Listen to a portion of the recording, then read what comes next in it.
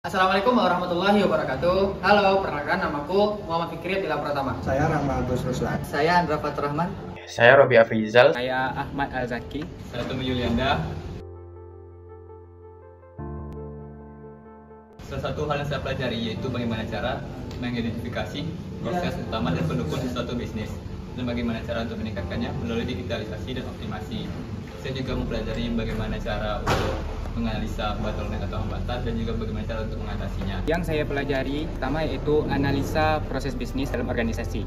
Yang kedua ada identifikasi dan dokumentasi proses bisnis. Yang ketiga ada perbaikan dan optimasi proses bisnis. Yang keempat ada digitalisasi dan otomatisasi proses bisnis. Dan yang kelima ada penggunaan teknologi atau tools dalam proses bisnis. Saya telah memahami beberapa materi yaitu seperti digitalisasi dan otomasi pada proses bisnis. Kemudian peningkatan dan otomatisasi pada proses bisnis.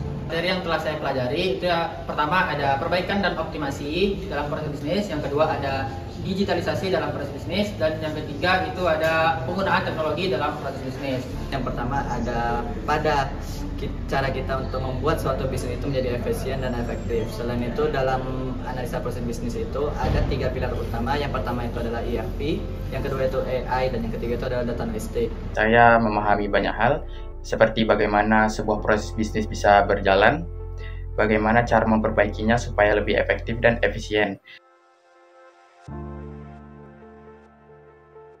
Untuk contoh penerapan pada dunia nyata yaitu kami ambil dari Alpha Barbershop dalam manajemen jadwal otomatis untuk barberman-nya. Untuk sebelum perbaikannya yaitu barberman mengikuti jadwal tanpa sistem digital, dan setelah perbaikannya jadwal barberman-nya diatur otomatis berdasarkan booking.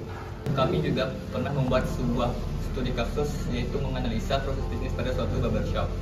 Tugas saya yaitu membuat tabel racinya, dan juga kami juga membedakan 2 proses utama dan pendukungnya. Salah satunya itu ada proses misalnya layanan cukur atau pelayanan lainnya, dan pendukung itu salah satunya itu ada penyedia stok atau manajemen SDM. Pada studi kasus kelompok kami yaitu analisis proses bisnis pada barbershop, kami menerapkan pemahaman tentang pemetaan proses bisnis untuk mengidentifikasi alur layanan mulai dari reservasi, pelayanan cukuran hingga pembayaran. Jadi kami mengusulkan solusi digital seperti ERP dan AI untuk meningkatkan efisiensi opsional dan kepuasan pelanggan. Itu ada digitalisasi, yang dimana digitalisasi tersebut adalah cara kita mengubah suatu proses yang tidak menggunakan sistem menjadi adanya sistem. Contoh kasus pada kelompok kami yaitu barbershop. Nah, jadi kasirnya itu tidak menggunakan kasir modern.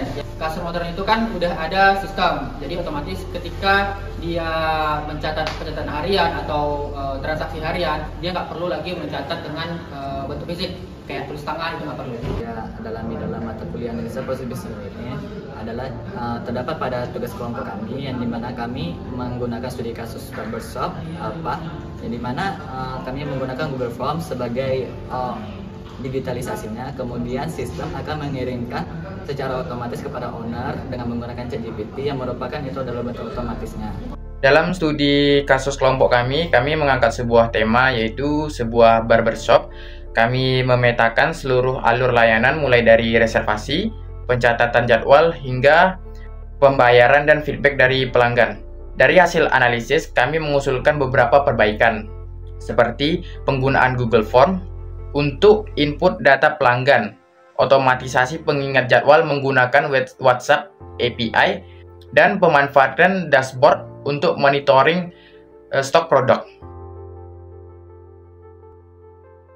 Saya belajar banyak hal tentang bisnis, bagaimana cara sebuah bisnis berjalan, bagaimana cara mengelolanya, bagaimana perbaikannya melalui analisa proses bisnis seperti digitalisasi, otomatisasi, atau lainnya. Harapan saya untuk kedepannya semoga hal yang saya pelajari ini bisa bermanfaat di kemudian hari. Dan saya untuk mata kuliah ini yaitu sangat menarik, karena dari mata kuliah ini saya mempelajari banyak hal, dan hal tersebut sangat berguna untuk kedepannya mungkin di bidang pekerjaan. Untuk pesannya yaitu mungkin untuk kedepannya diperbanyak studi kasus terhadap proses bisnis, dan mungkin bisa bekerjasama dengan UMKM atau perusahaan agar dapat menyediakan suatu studi kasus nyata supaya ilmu yang kita pelajari itu lebih berguna. Itu memberikan saya banyak manfaat serta menambahkan wawasan saya tentang bagaimana proses bisnis dianalisis, dievaluasi, serta ditingkatkan.